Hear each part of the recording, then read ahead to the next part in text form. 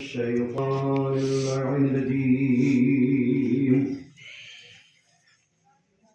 بسم الله الرحمن الرحيم.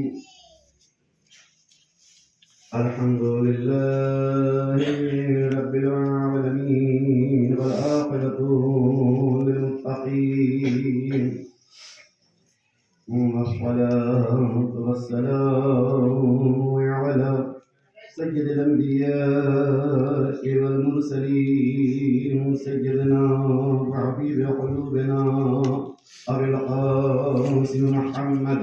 اللهم صل على محمد وآله الطيبين الطاهرين المعصومين ولعنة الله على أعدائهم أجمعين. أما بعد، وقد قال الله تعالى في كتابه الكريم: بسم الله الرحمن الرحيم. يا أيها الذين آمنوا أطيعوا الله وأطيعوا الرسول وأولي الأمر منكم. صلى الله عليه وسلم.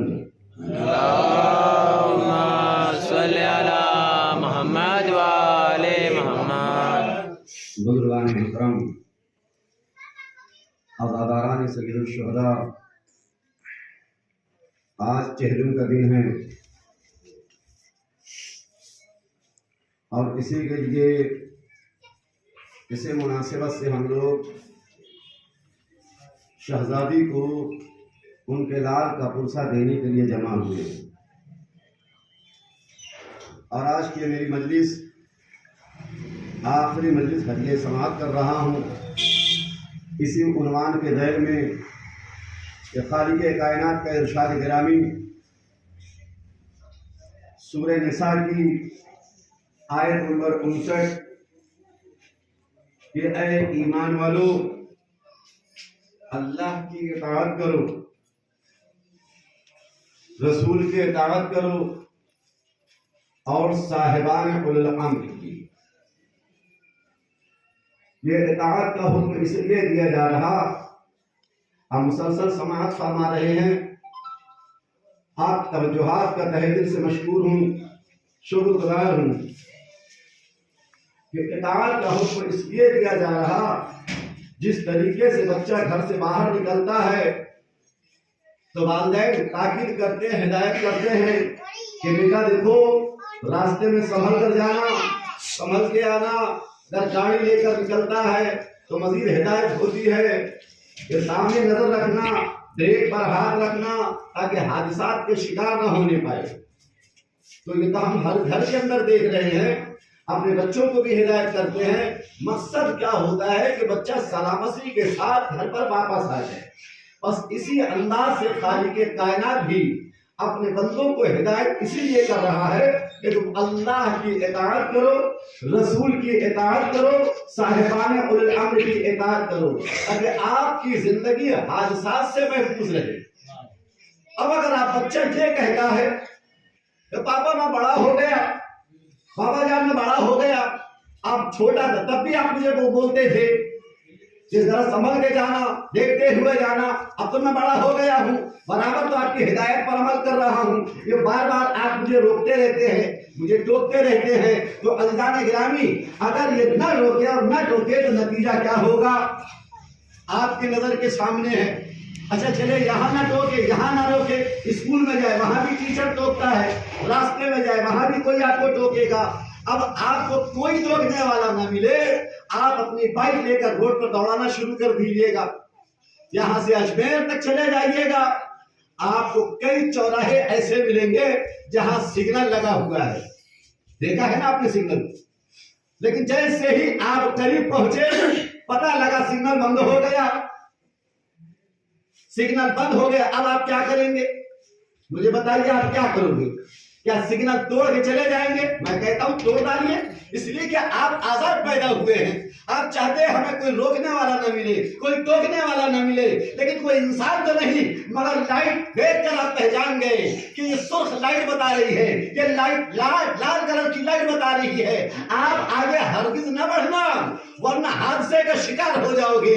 अल्लाह मोहतरम, एक मरतबा हिम्मत करके आगे बढ़कर देखिएगा। जो आगे बढ़ा, घर से निकला, आगे बढ़ा, पता लगा थोड़ी देर के बाद या तो अजमेर के हॉस्पिटल में होगा और या कब्रिस्तान में होगा। ये आजादी का नतीजा है। अल्लाह ने कहा आजाद जरूर पैदा किया, लेकिन मैंने शिकंजा इतना नहीं कस दिया है कि तुम बिल्कुल तुम्हारी आजादी सल्ब हो गई है। आप कम से कम जो मैंने आपको बुकलेट दी है उसका इस्तेमाल करो, आपकी आजादी भी बरकरार रहेगी, आपकी सेहत भी बरकरार रहेगी। सलावत पढ़िएगा मुझे को बुलंद आवाज में।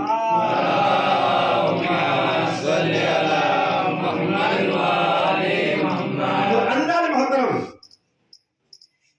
ये जिस्म है, समझ रहे हैं? इंसान दो चीजों का मरकब है बज़ाहिर, एक जिस्म एक रूह। वैसे तो अल्लाह ने चार चीजों से बनाया है, आग पानी हवा मिट्टी, लेकिन बज़ाहिर इंसान दो चीजों का मरकब नजर आता है, एक रूह और एक जिस्म। हम जिस्म को तो बराबर अपने आप से सेहतमंद रखने की कोशिश करते हैं, लेकिन रूह पर भी तवज्जो होनी चाहिए। ये रूह तलीस हो जाती है, हमारे ज़मीर को हमें जिंदा रखना है, उसकी इस्लाह करना है। अगर आपका ज़मीर सही है तो आप घाटे में नहीं है, लेकिन आपका ज़मीर गंदा हो चुका है, आपका ज़मीर खराब हो चुका है, यकीन जानिए दुनिया की नजर में भी आप बेइज्जत होंगे, खुदा की नजर में भी बेइज्जत होंगे। सलावत पढ़िए वीडियो को बुलंद आवाज में।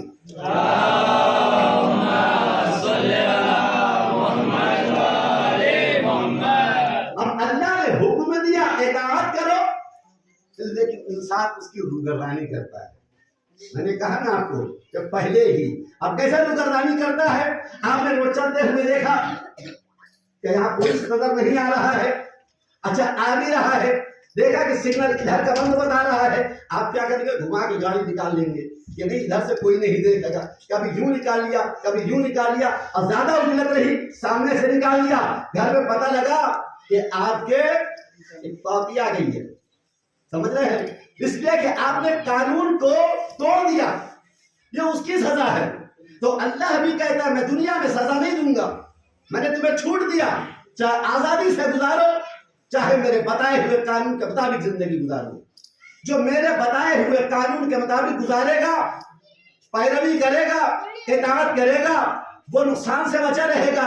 लेकिन अगर नहीं, आपने कुरान पढ़ा है, अल्लाह इरशाद फरमाता है वल अस्र इन्नल इंसान लफी खुस्र। इतनी सारी अल्लाह की मखलूक, लेकिन अल्लाह ने इंसान को ही टारगेट बना के बताया वल अस्र, जमाने की कसम है इंसान घाटे में है। पता लगा सारी मखलूक अल्लाह की इताअत में सरशार है, लेकिन अगर रूह गर्दानी कोई करने वाला है तो वो इंसान है। सलावत पढ़ दीजिएगा बिल्कुल का बंदा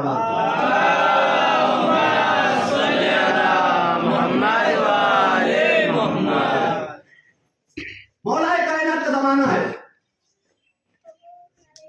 हिदायत का सिलसिला जारी है, जो आता है फैज़याब होके जाता है। और कुछ ऐसे भी है जो बजाय फायदा उठाने के सवालात की बौछार करते हैं। ये अली कहते हैं मैं जमीन से ज्यादा आसमान की राहों को जानता हूं। भाई आसमान पर कैसे पहुंच गए ये? आज का दौर होता है तो इतराज न करते है। अभी चांद पर गए हुए हैं ना कि नहीं गए, कहां से गए? लेकिन उस अली ने पहले ही बता दिया कि देखो जो मैं कह रहा हूं जमीन से ज्यादा आसमान की राहों को जानता हूं, यूं ही नहीं कह रहा मैं। आज जमीन से कितने गुना बड़ा है सूरज? आपको अंदाजा है? 13 लाख गुना ज्यादा बड़ा है। अगर ये जमीन 1 गज की है तो इसका मतलब है कि 13 लाख गज का सूरज है। ये तो समझ रहे हैं ना, आज तो साइंस प्रूफ कर रही है। इतनी लंबी, अल्लाह अकबर, इतनी वसी जमीन, हम यहां से वहां तक सफर करते हैं, ना उसकी इंतहा मालूम होती, ना इब्तिदा पता लगती है। चलते रहो, खत्म नहीं होगी। और सूरज से कहीं ज्यादा लाखों गुना बढ़ा। अब उसके बावजूद इसका फासला कितना है?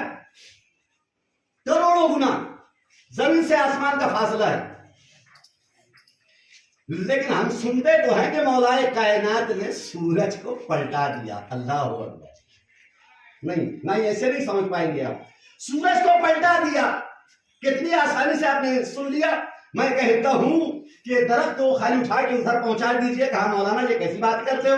अरे मैंने कहा अली को मानने वाले हो, इतनी दस्तरस नहीं रखते तो अब आप तवज्जो फरमाइएगा। इतनी आसानी सिर्फ फकत सूरज को नहीं पलटाया, सूरज को सिर्फ नहीं पलटाया बल्कि सारी कायनात को पलटा है। नहीं समझ रहे, एक दूसरे के ताबे हैं। जैसे जैसे सूरज गुरूब होने की मंजिल में पहुंचता है उसी तरीके से अंधेरा होना शुरू हो जाता है। पता चला कि सूरज इधर से तुलू हुआ, उधर गुरूब हो रहा है, लेकिन देखा कि असर का वक्त जाया हो चुका, पलटाया और नमाज पढ़ी। समाज आप ही से इसके पहले भी आपने सुना है। लेकिन अल्लाह ने गिरामी उस सूरज को 70,000 फरिश्ते खींचते हैं, 70,000 फरिश्ते उसे धकेलते हैं। समझ रहे? अब जब मौलाए कायनात बलौनी के इशारे से पूरे निजाम को पलट दिया, लेकिन भला बताइए कि दुनिया में कोई इंसान से टकराया? नहीं। आप जब बड़े बड़े शहरों में जाते हैं, एक रफ्तार में सारी गाड़ियां चल रही है। अगर बीच में कोई एक गाड़ी वाला ब्रेक मार दिया तो क्या होगा? मौलाना अगर एक ने भी गलती से ब्रेक मार दी, सारी पीछे की जितनी गाड़ियां हैं सब चकनाचूर हो जाएगी। ये और बात है, जब सिग्नल बंद होता है तो हर एक अपने कायदे के मुताबिक गाड़ी को रोक लेता है। लेकिन अगर किसी ने अचानक रोका तो एक्सीडेंट होना लाजिम है। ये होता है कि नहीं? एक नहीं कई गाड़ियों का एक्सीडेंट होगा, हादसे का शिकार हो जाएंगे। लेकिन मौलाए कायनात ने एक नहीं पूरे 1,70,000 फरिश्तों को अपनी उंगली के इशारे से पलटा। अब देखिएगा, कोई फरिश्ता, कोई सैयारा, कोई सितारा एक दूसरे से नहीं टकराया। कितना बेहतरीन निजाम था, एक उंगली के इशारे से। अब भी समझाने की जरूरत है। आप मोबाइल चलाते हैं, इसी उंगली के पोर से चलाते हैं, यहां से वहां से वहां, कहां तक पहुंचाते हो। अब कोई नहीं शिकायत करता अज़ीज़ान गिरामी। लेकिन ये मौलाए कायनात थे तो एक जमाना पहले बता दिया कि जमीन से ज्यादा मैं आसमान की राहों को जानता हूं। सलावत पढ़िए मिलजुल कर आवाज में, अल्लाहुम्मा सल्ली अला मुहम्मद व आले मुहम्मद। साइल आकर सवाल अर्ज करता है कि मौला कोई दरबार में गया हुआ है। अच्छा ठीक है, जो बैठे हैं जवाब देंगे। एक बुजुर्ग इंसान जैसे यहां बैठे हुए हैं सब, दरबार सजा हुआ है। 3 शख्स बाहर से आए, आने के बाद अर्ज करते हैं कि रसूल का जानशीन कौन है? अब लोगों ने बताया दरबार सजा हुआ, देखो तख्त पर बैठे हुए। कहा हमने सुना, ये सोच कर आए थे कि रसूल खुदा के पास जाएंगे, सवाल पूछेंगे, जवाब मिलेगा, कलमा पढ़ेंगे। कब वो तो गुजर गए, जमाना हुआ। तो उनका कोई ना कोई जानशीन होगा। इशारा किया कि देखो ये उनके जानशीन है। अच्छा बताओ क्या पूछते हो? क्या हम अपने नबी का एक मोजज़ा तलब करना चाहते हैं आपसे? अगर बता दोगे तो हम ईमान कबूल कर लेंगे, इस्लाम कबूल कर लेंगे। अच्छा क्या बताओ तुम किस नबी के मानने वाले हो? एक ने कहा मैं दाऊद का मानने वाला हूं, जनाबे दाऊद अलैहिस्सलाम का मानने वाला हूं। वो अगर लोहे को हाथ लगाते तो मुंह हो जाता था। क्या तुम किसको मानने वाले हो? क्या मैं मूसा नबी का मानने वाला हूं जो कलीमुल्लाह है। अच्छा क्या उनका मुजज़ा आप पूछ रहे हैं? आप जानशीन रसूल है और आप मुझसे पूछ रहे हैं। जनाबे मूसा का मुजज़ा ये था कि अगर असा हाथ में उठा ले, असा अगर जमीन पर फेंक दे तो वो अजदहा बन जाता था। तीसरे ने पूछा आप किस नबी के मानने वाले हैं? कहा कि मैं ईसा को मानने वाला हूं, जो ऐसा रूहुल्लाह कि मुर्दे को अगर ठोकर मार दे तो वो जिंदा हो जाए। अरे कहा इसका दिमाग खराब हो गया है, रसूल इस दुनिया से चले गए, मौजूदा खत्म हो गया, इसे बाहर ले जाओ, उठा के बाहर फेंक दो इसे। उसे पकड़कर जबरदस्ती बाहर लेकर गए। लेकिन बेचारा जो बूढ़ा इंसान था, देखा कि बेचारे तीनों मायूस हो गए। क्या घबराओ नहीं, घबराओ नहीं, मैं तुम्हें ले चलता हूं। क्या ऐसा इंसान है जो तुम्हारे तीनों के तीनों सवाल का जवाब देगा। अच्छा, अगर यहां तक आ ही गए हैं तो एक शख्स से और मिल लेते हैं। वहां तक लेकर गए, कहां लेकर गए? खेत में लेकर गए। खेत में लेकर पहुंचे, क्या देखा? एक इंसान काश्तकारी के काम में मसरूफ है, हथियार खेती के लिए हुए हैं, जमीन की इस्लाह कर रहा है। इधर सलमान ने सलाम अर्ज किया, मौला ने जवाब नायत फरमाया। क्या सलमान कैसे आना हुआ? क्या बेचारे यही तीनों थे जो दरबार में गए थे, ये नामुराद वहां से वापस हुए हैं। बड़ी उम्मीद लेकर आए थे कि अगर रसूल ने हमारे सवाल का जवाब दे दिया तो हम इस्लाम कबूल कर लेंगे। वहां इन्हें जवाब नहीं मिला। अच्छा, पता सवाल क्या है? जनाब दाऊद का मानने वाला करता है कि हमारे नबी का मौजूदा ये था कि अगर वो लोहे को हाथ लगाए तो वो नर्म हो जाता था। तो बस ये मौजूदा तलब कर रहा है, फौरन झुके, एक मिट्टी का डल्ला उठाया, उसके हवाले कर दिया। अब जो गौर से देखता है तो मिट्टी का डल्ला नहीं है बल्कि वो सोने का डब्बा है। क्या सुन रहे हैं? सलमान पढ़िए मुंह के बुलंद आवाज में।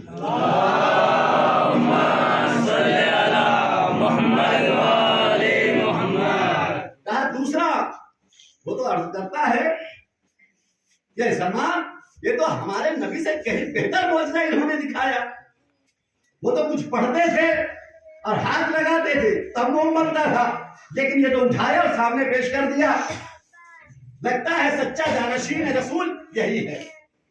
दूसरे से पूछा, आप किस नबी के मानने वाले हैं? कहा हम मूसा नबी के मानने वाले हैं। कहा आपके नबी का मौजूदा क्या था? कहा हमारा नबी वो है कि जो अगर असा को जमीन पर डाल दे तो वो अजदहा बन जाता था। तो बस यही देखना चाहता है। जैसे ही कहा देख इधर, जैसे ही देखा तो हाथ में जो हथियार था वो सांप बना हुआ है। अल्लाहु अकबर, ये तो हमारे नबी से कहीं बेहतर मौजूदा है। मेरी मुतवज्जे रहिएगा,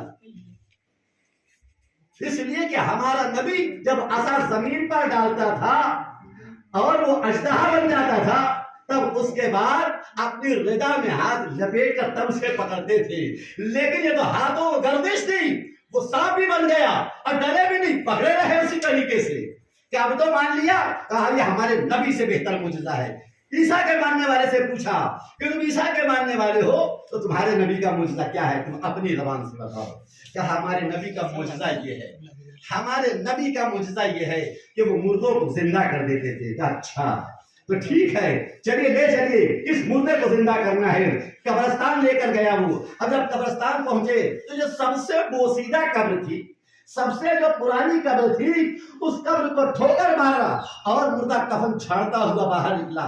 और जैसे ही निकला कहा कयामत आ गई। कहा नहीं, अभी कयामत नहीं आई है। अल्लाह अकबर। पता लगा कि कितने रोज से वो सो रहा था तो मालूम किया 100 साल पुराना मुर्दा था, 100 साल पहले मरा था। उठते ही घबरा गया कहीं कयामत तो नहीं आ गई। लेकिन कहा कि तुम जब बता दिया 100 साल पहले मरा था, ये ईसा का मानने वाला कहता है ये तो हमारे नबी से बेहतर मौजूदा दिखाया। इसलिए कि हमारा नबी तो ताजा मुर्दों को जिंदा करता था, ये तो पुराने से पुराने मुर्दे को जिंदा करके साबित कर दिया कि सच्चा जानशीन रसूल यही है। सलावत पढ़िएगा बाबा।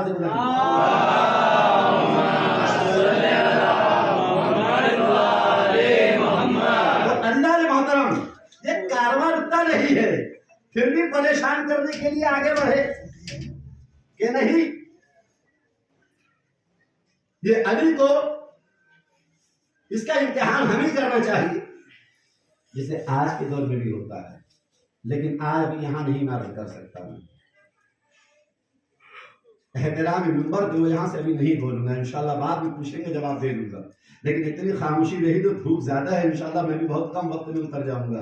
वरन नवाज में सलावत पढ़िएगा।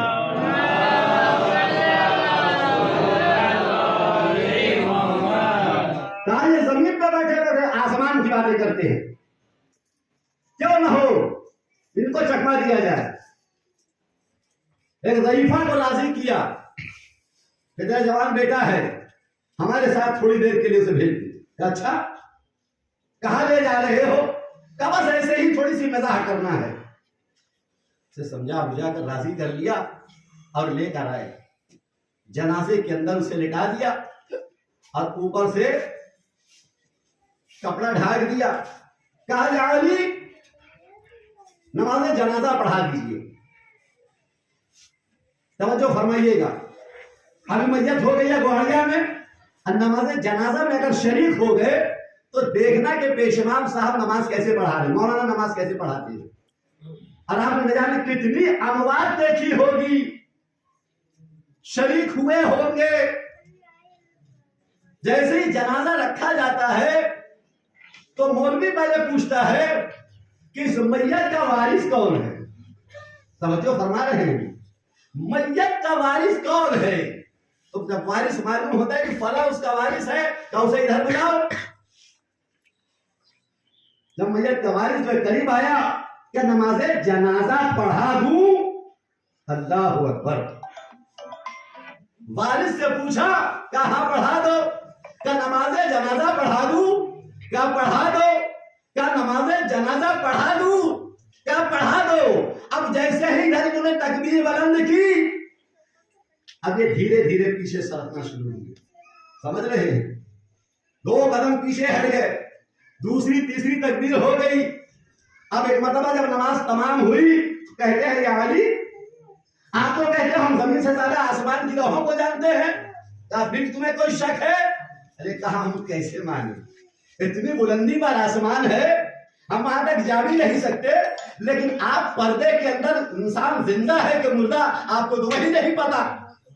कहा ये आप पता करिए। अल्लाह अकबर।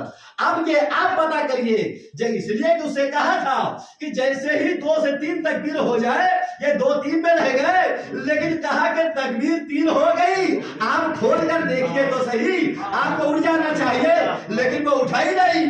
अरे ये 3 तकबीरों से काम नहीं चलता, हम 5 तकबीर पढ़ाते हैं नमाज जनाजा में। अब जैसे ही खोला उसे तो क्या देखता है कि वो बेहिस्सो हरकत पड़ा है, वो बेहिस्सो हरकत पड़ा है। अब बताओ कि अब भी मानोगे कि अब भी नहीं मानोगे? जो मैंने कहा कि जमीन से ज्यादा आसमान की राहों को जानता हूं। बेवकूफ हो, ये मुझे तकबीर की जरूरत नहीं थी। जब मैंने उसके वालिद से इजाजत लिया कि नमाज जनाजा पढ़ा दूं, जैसे उसने हाँ कहा, उसकी रूह परवास हो चुकी थी। मैं जिंदों पर नमाज़े जनाजा नहीं पढ़ाने का आदी हूँ, मैं मुर्दों पर पढ़ाता हूँ। तो यह साबित कर दिया अज़ीज़ान गिरामी, ये तो भागे बुलंदियों पर माँ चीखती है मेरे लाल। अरे लाल का वो तो पीला हो गया, अरे अब वो तो पीला हो गया, वो दुहाई दे रही है मौला मेरे बच्चे को बचा दीजिए, मेरे बच्चे को जिला दीजिए। अरे कहा जिन्होंने लाया था उनसे कहिए। कहा वो तो भाग खड़े हुए। कहा मुझे तो मालूम था इनकी पुरानी आदत है कि मैदान से भागते हैं, लेकिन बुलाओ इन्हें। लेकिन इतना आजिज़ी थी, इतना गिड़गिड़ाया, इतनी मिन्नत समाजत थी कि आखिर जिस अली ने जब देखा उसको जो मैदान जंग में जवान को उठा लिया, जब उसे छोड़ता हूं उसकी जिंदगी का खात्मा है, उसने दुहाई दिया, अली ने नीचे उतार दिया। तो पता लगा कि इस अली से तुम कब तक मुकाबला करते रहोगे। सलवात पढ़िएगा बुलंदाबाद में।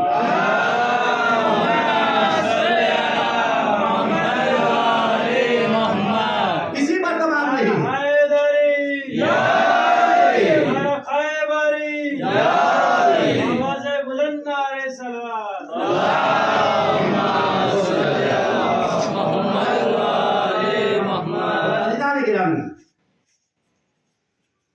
नमाज के लिए जा रहे थे।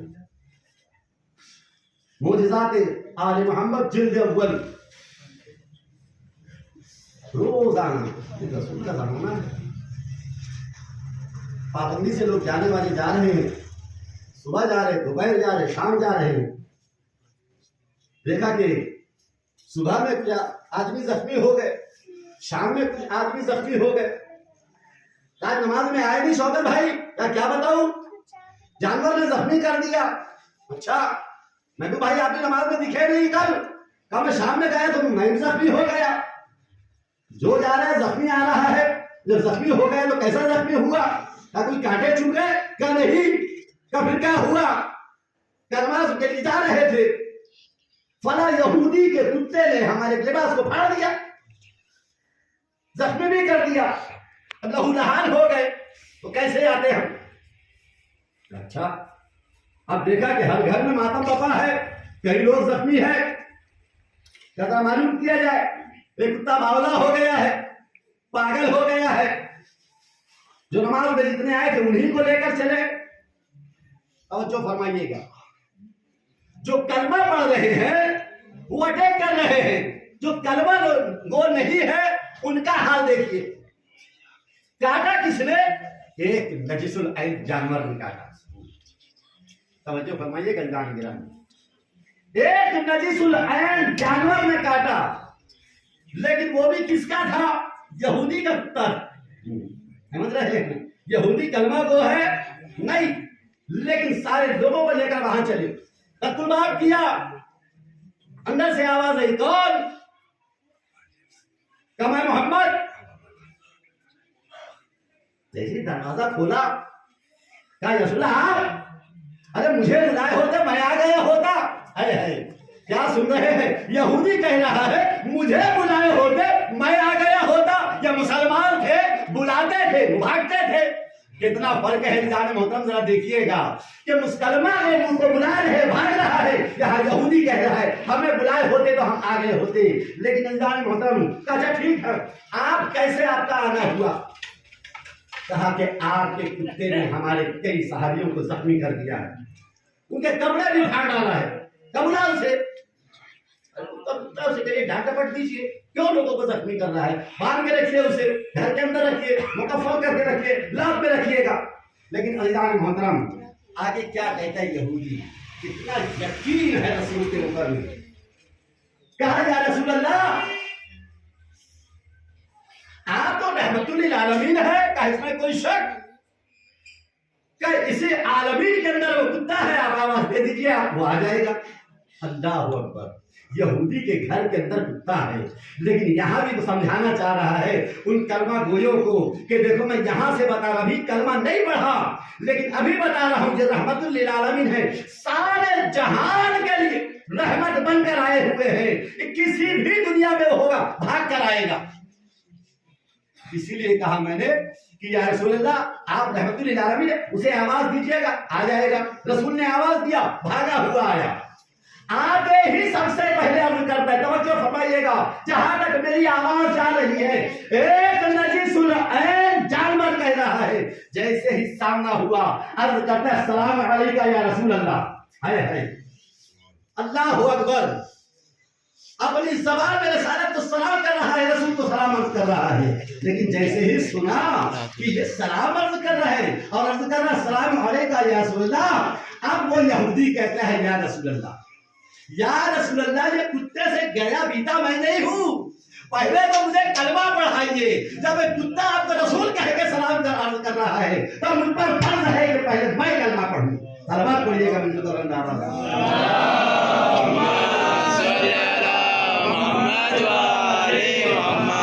मोहतरम दीजिए। अभी सवाल जवाब हुआ नहीं, सिर्फ सलाम अर्ज किया, ये साहिब ईमान हो गया। अच्छा आप बताओ, इन नमाजियों को तुमने जख्मी क्यों किया? यार इसमें मेरी गलती नहीं है, मैं रोजाना मामूल के मुताबिक आराम कर रहा था, ये रोज इनको देखता था। आपके जानशीन को जान फलामत बुरा भला कहते हुए जाते थे, चुगलियां करते हुए जाते थे, गीबतें करते हुए जाते थे। एक दिन सुना, 2 दिन सुना, अल्लाह गिरामी अर्ज करता है कई रोज जब मैंने मुसलसल सुना तो मुझसे बर्दाश्त नहीं हुआ, इसलिए कि ये विलायत का मसला है। हाय हाय, ये विलायत का मसला है, जो विलायत की खिलाफ वर्जी करेगा, मेरा फर्ज था कि उसे फाड़ खाऊं ताकि उसे यकीन हो जाए, जब तक अली को नहीं मानोगे जन्नत में नहीं जा सकते। सोचे मेरा क्या कसूर है। पता लगा कि एक जानवर भी नजीसुल ऐन जानवर अली की मुखालिफत बर्दाश्त नहीं कर सकता। अब जो कलमा वो है उस पर क्या फर्ज बनता है। सलावत पढ़िए मिलजुल कर बुलंद आवाज में।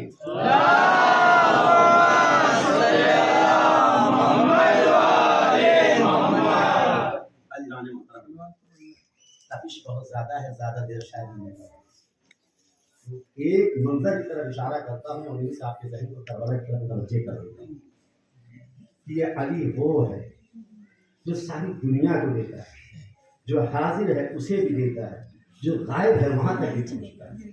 आप पुकार कर तो देखो, अल्लाह ने यूं ही नहीं कहा है साहिबान उल अम्र की पैरवी करो। मैंने तीसरी मजलिस में अर्ज भी किया था कि देखो साहिबान उल अम्र हमारे वक्त का अभी इमाम जो पर्दा गैब में है, मैंने अदब के साथ वजाहत कर दी थी। और इसीलिए मौलवी साहिबान भी जब कायदा पढ़ाते हैं ना तो कायदा पढ़ाते जब तक याद नहीं होता आगे नहीं बढ़ाते। सुन तो लिया इतनी आसानी से आप लोग लगता है कि आप 10 वहां तक नहीं है।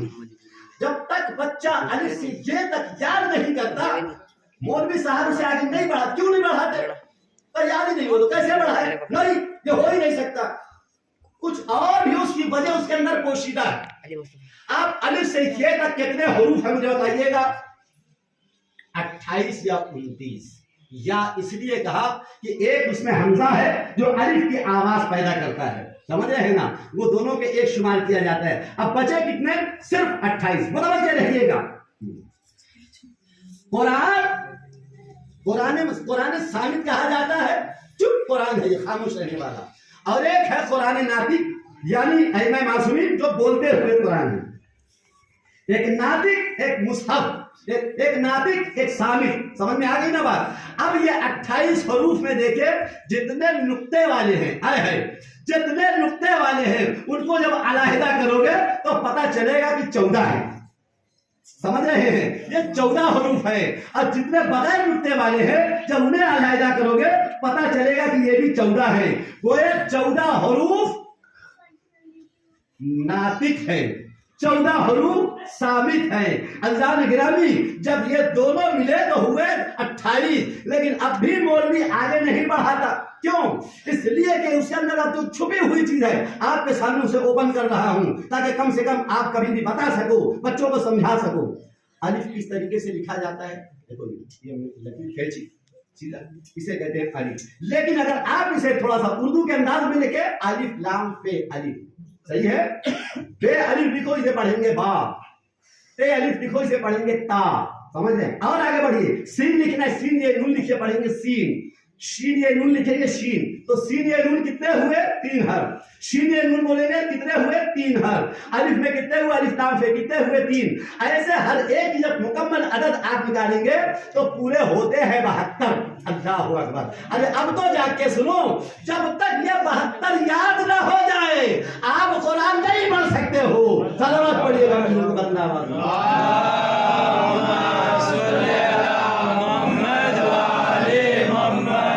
इसीलिए तो जब इब्न अब्दुल्लाह ने कहा कि या अली मुझे सूरह हम्द की तफसीर बता दीजिए, सूरह बिस्मिल्लाह की तफसीर बता दे। अब्दुल्लाह इब्न अब्बास कहते हैं कि मैंने अर्ज किया, रात का आलम था तो सुबह का वक्त नमदार होने लगा, सुफैदियत सहर नमदार हुई।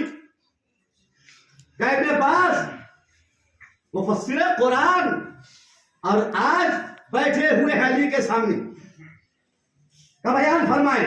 सुफैदियत सहर नमदार हुई का बस इतना सुन लो कि सारी कायनात, इसलिए कभी बिस्मिल्लाह की तफसीर ही नहीं हो पाई है, बिस्मिल्लाह की तफसीर नहीं हो पाई है।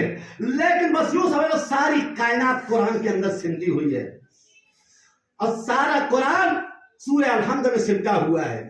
पूरा अलहम्द बिस्मिल्लाहिर्रहमानिर्रहीम के अंदर सिमटा हुआ है। अब पूरा बिस्मिल्लाह के बे में सिमटा हुआ है। और वो बे के नीचे जो नुक्ता दिया जाता है अपनी तरफ इशारा किया और कहा अनन नुक्ता तो तहतल बा। समझ रहे हैं? यहां तक आप सुनते चले आए लेकिन इतनी आसानी से आपने सुन तो लिया। अज़ीज़ान गिरामी, जब तक बे के नीचे नुक्ता न हो तो वह बे पढ़ा भी नहीं जाएगा। समझ रहे हैं? ये बे लिखने का कायदा जो उर्दू जानता है, जो किताबत करना जानता है, उससे पूछिए कि बे सही बे कितना बड़ा बनता है। यहां से लेकर इतना बड़ा मैंने खींच दिया, नुक्ता लगा दिया, बे पढ़ेंगे इसे भी। लेकिन सही मानों में जो उर्दू के रस्मुल खत लिखना जानता है, वो बताएगा जब तक का 11 पॉइंट ना बनाए जाए। समझ रहे हैं? किताबत की एक कलम होती है, जब तक आप 11 पॉइंट नहीं बनाओगे वो सही पे नहीं कहलाएगा। लेकिन फिर भी पढ़ा नहीं जाएगा जब तक बार-बार नुक्ता नहीं लगाओगे। पता चला, इसलिए मौलाए कायनात ने कहा अगर नुक्ता तो तहतल बा, वह नुक्ता हूं जो बे के नीचे दिया जाता है। सलवात पढ़िएगा बिल्कुल का बंदा।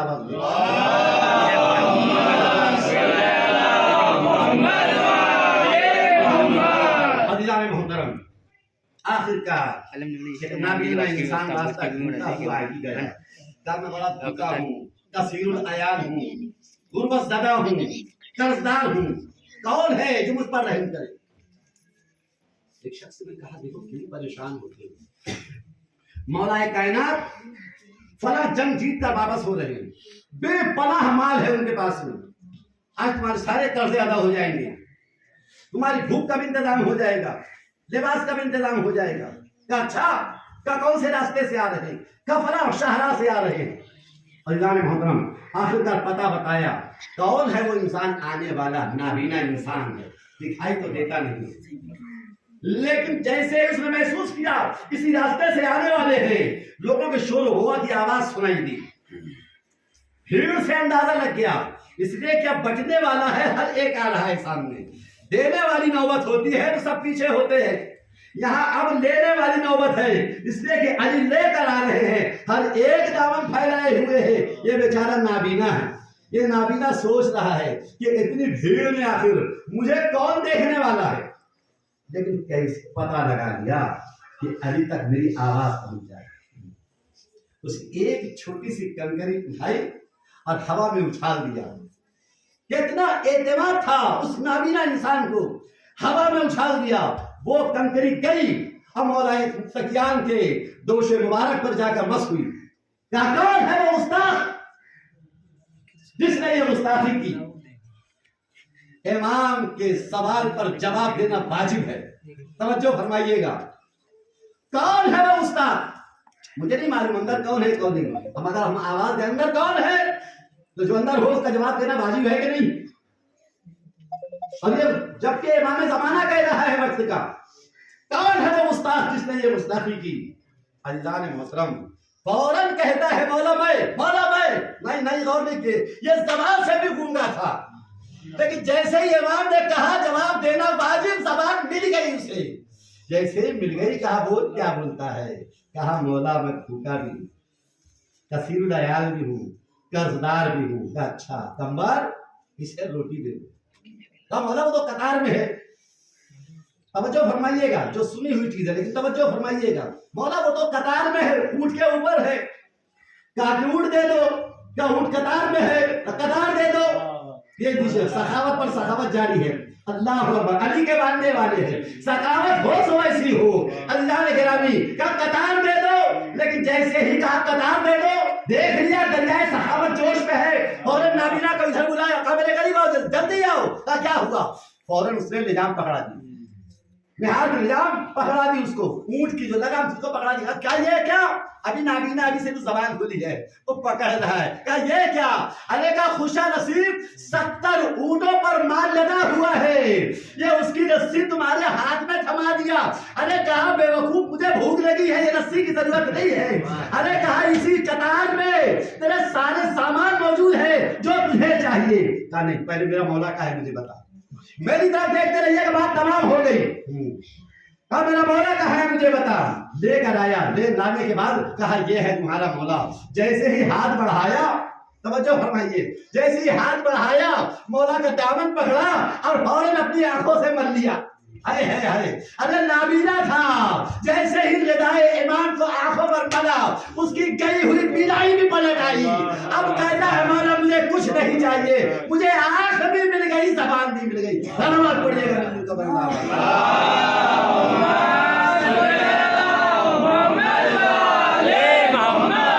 बरतरीन सलवात पढ़ दीजिएगा।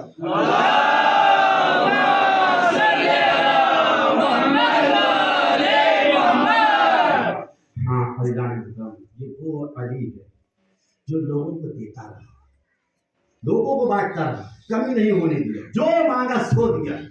अब मांग के तो देखो, अपना आया उसे भी दिया, पराया आया उसे भी दिया।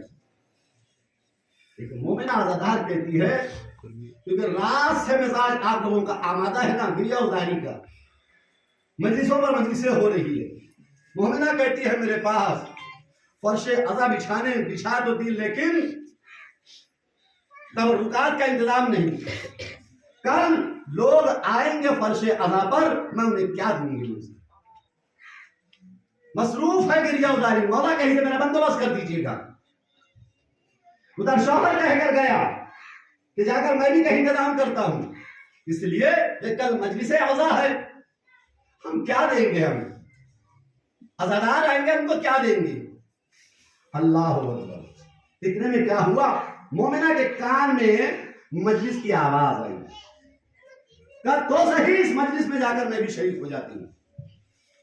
जाकर बैठ गई, खूब मजलिस हुई, खूब गिरिया हुआ, खूब रिक्कत हुई। रो रो कर अर्ज करती है मौला आपका फर्श अज़ा तो बिछा दिया, लेकिन मौला इंतजाम न कर पाई।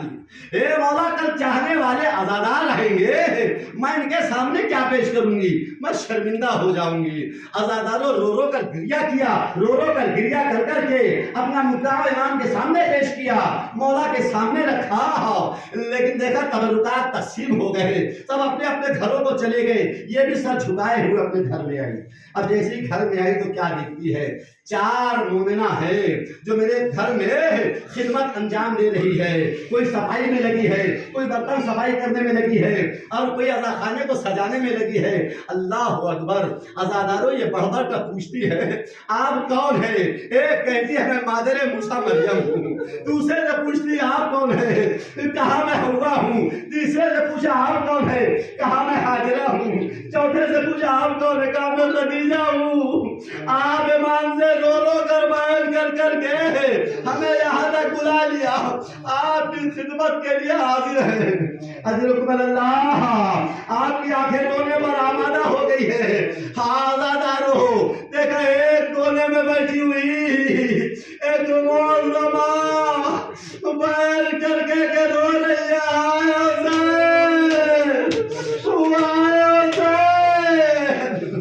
ये मोमिना कहती है, मैं जाकर से पूछती है बीवी, अरे बताओ आप कौन हो? काजी तो हुसैन का फर्श अज़ा बिछाया, मैं उसी की माँ फातिमा ज़हरा। अल्लाह खुदा की कसम फातिमा ज़हरा रात से ही करबला के मैदान में पहुंच चुकी है, एक एक को याद कर रही है। हूरों के जिलों में करबला आ गई, हूरों को भेजा जाओ नजर जाओ, हुसैन के बाबा से कहो कल हुसैन का चेहरू है। किसी को भेजा मदीना जाओ, इसके नाना से बोलो आज हुसैन का चेहरू है, इसका भैया हसन को बुला के लाओ कि भाई का चेहरू बनाने लाओगे। अज़ादारों कितना अरमान है, माँ को कि मेरे बेटे का चेहरू हो जाए। अज़ादारों जन्नत खाली हो गई, करबला में चेहरू का एहतमाम हो रहा है। अज़ादारों अजरकुम अल्लाह, खुदा किसी को में ना रुलाए। जब नाम तान करते रहे तो शामियों ने ज़मीन मजबूर हो गया। यजीद नादिम हुआ, मौला सज्जाद को बुला कर कहा सज्जाद सज्जाद को बुला कर लाओ। हुक्म मिला, सज्जाद तुम्हें यजीद वक्त बुला रहा है, हाकिम वक्त यजीद तुम्हें बुला रहा है। अज़ादारो ज़ैनब घबरा गई, अब कौन सा हुक्म है, अब क्या सजा है। अल्लाह अल्लाह तो जंजीर को संभाला। ज़ैनब कहती है बेटा तलवार न जाने दो मेरे लाल। कहा फुप्पी अम्मा आप घबराओ नहीं, मैं जाकर सही सलामत आ जाऊंगा, आप घबराइए नहीं। अज़ादारो जैसे ही दरबार में पहुंचे, यजीद हुक्म देता है कि हमने बहुत ज्यादती की आपके साथ में। अज़ादारो सारे मनाजिर को मुक़द्दा करते हुए जाके हम तुम्हें रिहाई का हुक्म देते हैं। अल्लाह अकबर। लीजिए हद्दाद को बुलाया गया। हद्दाद ने हाथों की हथकड़ियां उसे जुदा किया, पैरों से बेड़ियां उसे जुदा किया, गले से खारदार तोप को जुदा किया, कमर से भारी लंगर को जुदा किया। कहा आप यहाँ रहना चाहे हम आपका यहाँ इंतजाम कर देते हैं, अगर मदीना चाहे तो आपको उसी अंदाज से भेज दे जैसे आप चाहेंगे। अल्लाह अल्लाह। इमाम कहते हैं मैं अपनी पुत्री ज़ैनब से पहले मशवरा करूंगा। अज़ादारो हुक्म मिला, जाओ पूछ के आ जाओ। अज़ादारो आए सैयदे सज्जाद। ज़ैनब ने देखा, आंखों में आंसू आ गए। कहा बेटा अरे खैरियत तो है। कहा मां हमें रिहाई मिल गई। कहा और क्या कहा, अगर आप यहाँ रहना चाहे तो यहाँ रहो, मदीना चाहे तो रवाना कर दूंगा। क्या बेटा आपने क्या कहा। मैंने कहा मैं फुप्पी ज़ैनब से मशवरा करता हूँ। कहा हाँ बेटा जाओ उसे यजीद से कह दो एक मकान खाली करा दे और शाम की औरतों को आने की खुली इजाजत दे दे। हमारे लूटे हुए तबर्रुकात हमें वापस कर दे। इंडिया भर एक मकान खाली कराया गया, जैसे यहाँ बैठे गिरदावरी कर रहे। अज़ादारों रोने में सुस्ती न करना, अजब नहीं बकी के कब्रिस्तान से अरे दुखियारी माँ अपने लाल का पूजा लेने आई है।